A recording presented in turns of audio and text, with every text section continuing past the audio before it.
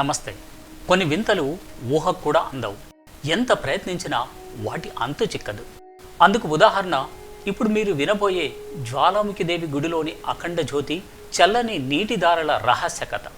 అక్కడ ప్రమిద లేదు, వత్తి లేదు, ఎవరు నూనె పోయరు.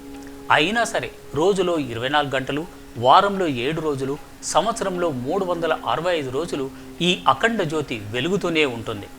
ఇలా వందల ఏళ్ల నుంచి ఆ జ్యోతి ఇప్పటికీ కొండెక్కలేదు. ఇదొక్కటేనా? అక్కడ మరో వింత కూడా ఉంది. ఎవరు తవ్వకున్నా, నీళ్లు పోయకున్నా సరే జలధార ఉబికి వస్తోంది. ఇదంతా ఎలా జరుగుతుందో అంతు చిక్కని రహస్యంగా మిగిలిపోయింది. ఈ మిస్టరీని ఛేదించాలని దాదాపు 180 ఏళ్లుగా ప్రయోగాలు జరుపుతున్నా, అందుకోసం 1000 కోట్లు ఖర్చు చేసినా ఫలితం లేదు. మరి ఇదంతా అమ్మవారి లీలనా, లేక నిజంగానే అంతు చిక్కని రహస్యమా? ఈ వింత గాథ ఏంటో ఇప్పుడు తెలుసుకుందాం. హిమాచల్ ప్రదేశ్లోని కంగడాలో జ్వాలాముఖి దేవి ఆలయం ఉంది. ఈ ఆలయమే అంతు చిక్కని రహస్యాలకు వేదికైంది. 1 కాదు, 2 కాదు, వందల ఏళ్ల నుంచి ఇదే తంతు. ఎన్ని వందల ఏళ్లు గడిచాయో కానీ ఇప్పటికీ ఈ అఖండ జ్యోతి వెలుగుతూనే ఉంది.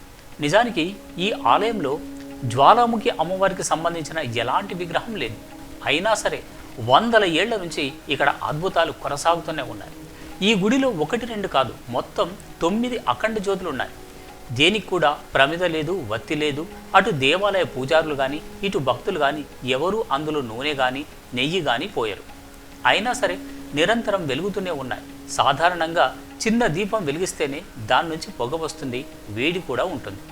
కానీ జ్వాలాముఖి దేవి ఆలయంలో ఉన్న అఖండ జ్యోతుల నుంచి పొగ రాదు, వేడి రాదు. ఇదే ఇప్పుడు సైన్స్కు అందని రహస్యంగా మిగిలింది. భక్తులను సంభ్రమాశ్చర్యాలకు గురిచేస్తోంది.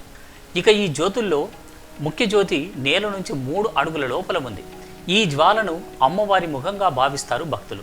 అందుకే ఈ ప్రాంతాన్ని జ్వాలాముఖిగా పిలుస్తారు. ఈ జ్యోతులను సాక్షాత్తు జ్వాలాముఖి దేవి అమ్మవారిగా కొలుస్తారు. జ్వాలాదేవిని స్వయంగా పార్వతీమాతగా భావిస్తారు భక్తులు. దక్షయజ్ఞం సందర్భంగా శివుడికి జరిగిన అవమానాన్ని తట్టుకోలేక సతీదేవి ఆత్మార్పణ చేసుకుంది. సతీ వియోగాన్ని తట్టుకోలేక ఈశ్వరుడు ఆగ్రహోదగ్రుడవుతాడు. దీనికి గుర్తుగానే సతీదేవి ఇప్పటికీ జ్వాల రూపంలో భక్తులకు దర్శనమిస్తున్నట్లు పూజారులు కథలుగా చెప్తున్నారు. అందుకే జ్యోతులను భక్తి ప్రపత్తులతో పూజిస్తారు, అర్చిస్తారు, నైవేద్యం సమర్పిస్తారు, హారతులిస్తారు. మరో విచిత్రం ఏంటంటే హారతిని వెలిగించాల్సిన అవసరం లేదు. ఇక్కడే ఉన్న గుండంలోని కాస్త నీటిని తీసి హారతి పళ్ళెంలో పోయగానే హారతి వెలుగుతుంది. సాధారణంగా ఈ నీరు మరుగుతున్నట్లు కనిపిస్తుంది, కానీ ఈ నీరు చాలా చల్లగా ఉంటుంది. భక్తులు గుండంలోని నీటిని చేతుల్లోకి తీసుకుంటే చాలు, నీటితో పాటే మంట కూడా వచ్చేస్తుంది. అయినా సరే దానివల్ల చేతులు కాలవు. అఖండ జ్యోతులు నిరంతరం వెలుగుతున్నట్లే గుండంలోని నీటి దారలు నిరంతరం ఉబికి వస్తున్నాయి. ఆ నీటి దారలు ఎక్కడి నుంచి వస్తున్నాయి, ఎలా వస్తున్నాయి అనేది అంతు చిక్కని రహస్యంగా మిగిలిపోయింది. ఇక్కడ ఇంకో విచిత్రం కూడా ఉంది. ఈ నీటి దారాలపై జ్యోతులు ప్రజ్వలిస్తుంటే వాటి కింద ఉన్న నీరు ఏమాత్రం వేడి కాదు, ఎప్పుడూ చల్లగానే ఉంటుంది. ఈ గుండాన్ని స్థానికులు గోరఖ్ డిబ్బా అని పిలుస్తుంటారు. ఇదంతా గోరఖ్నాథుడు అంటే శివుడి కృప వల్ల ఏర్పడిందనేది భక్తుల నమ్మకం. కానీ ఈ నీరు ఒకప్పుడు చాలా వేడిగా ఉండేదట, సలసలా మరిగిపోయేదట. అందుకే పొయ్యితో అవసరం లేకుండానే ఈ నీటిలో బియ్యం పోస్తే అన్నం రెడీ అయ్యేదట. ఇలా వంటలకు ఉపయోగించేవారని పండితులు అంటుంటారు. అయితే జ్వాలాదేవి కరుణా కటాక్షంతో ఈ గుండంలోని నీరు చల్లబడిందని పండితులు అంటున్నారు. ఇక అమ్మవారి ఆలయంలో నిరంతరంగా యజ్ఞం చేస్తుంటారు. ఎందుకంటే ఇక్కడ చేసే యజ్ఞం ఇతర చోట్లలో చేసే 10,000 యజ్ఞాలతో సమానం అనేది భక్తుల విశ్వాసం. అందుకే యజ్ఞగుండం ఎప్పటికీ చల్లారకుండా జాగ్రత్తలు తీసుకుంటారు పూజారులు. ఈ ఆలయంలోనే భజనలు చేస్తారు, కీర్తనలు చేస్తారు. వేలాది మంది భక్తులతో అమ్మవారి ఆలయం నిత్యం కిటకిటలాడుతుంది.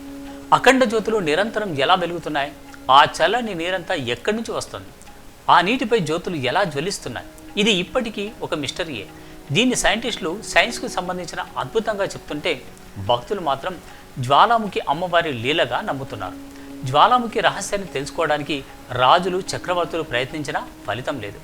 15వ శతాబ్దంలో అక్బర్ జ్వాలాముఖి గురించి విన్నాడు. అమ్మవారి మహత్యాన్ని అక్బర్ మూఢనమ్మకంగా భావించాడట. ఆలయంలో నిరంతరం వెలుగుతున్న జ్యోతులను ఆర్పివేయడానికి ఆదేశించాడట. గుడికి సమీపంలోనే ఉన్న నదిని టెంపుల్ వైపు మళ్లించాలని తన సైన్యాన్ని పురమాయించాడు. నది నీళ్లను గుడిలోకి మళ్లించిన నవజ్యోతులు మాత్రం ఆరిపోలేదు. తన తప్పును గ్రహించి అమ్మవారిని దర్శించుకోవడానికి ఢిల్లీ నుంచి కాళ్లకు చెప్పులు కూడా వేసుకోకుండా పాదయాత్రగా వచ్చాడు అక్బర్. అమ్మవారికి ఓ గొడుగును కూడా సమర్పించి క్షమాపణలు వేడుకున్నాడు. నిరంతరం వెలుగుతున్న జ్వాలలు, నీటి దారాల వెనుకున్న రహస్యాలను తెలుసుకోవడానికి 180 ఏళ్లుగా ఇక్కడ పరిశోధనలు జరుగుతూనే ఉన్నాయి. ఆంగ్లేయులు కూడా వీటి అంతు తేల్చాలని ప్రయత్నించి విఫలమయ్యారు. ఈ రహస్యాలు సైన్స్కు కూడా అంతు చిక్కడం లేదు. మరి ఇదంతా అమ్మవారి చమత్కారమా, లేక దీని వెనుక ఏదైనా భౌగోళిక రహస్యం దాగుందా? ఇదే కోణంలో పరిశోధనలు జరిగాయి. మందిరానికి సమీపంలో ఉన్న నేచురల్ గ్యాస్ వల్లనే జ్యోతులు వెలుగుతున్నాయనే వాదనలు ఉన్నాయి. 1853లోనే గ్యాస్ కోసం డ్రిల్లింగ్ ప్రారంభమైంది. 1957లో ఓఎన్జీసీ తవ్వకాలు ప్రారంభించింది. 2 ఏళ్ల పాటు తవ్వారు. 1700 అడుగుల లోతు తవ్వినా గ్యాస్ జాడలేదు. 1987లోనూ తవ్వకాలు జరిపారు. 2000 అడుగుల నుంచి దాదాపు 7000 అడుగుల వరకు 4-5 చోట్ల డ్రిల్లింగ్ చేసినా ఫలితం లేదు. 1993లో తవ్వకాలు జరిపి వదిలేశారు. ఒక్కో తవ్వకానికి 100 కోట్ల వరకు ఖర్చు చేశారు. అంటే మొత్తం 10 తవ్వకాలకు 1000 కోట్ల వరకు ఖర్చు చేశారన్నమాట. కానీ ఈ అఖండ జ్యోతుల వెనుక మిస్టరీని మాత్రం ఛేదించలేకపోయారు. అందుకే దీన్ని పార్వతీ పరమేశ్వరుల లీలగా భక్తులు కొనియాడుతుంటారు. ఈ జ్యోతులను మీరు దర్శించాలనుకుంటే హిమాచల్ ప్రదేశ్ టూర్కి వెళ్ళినప్పుడు తప్పకుండా దర్శించండి. నమస్తే.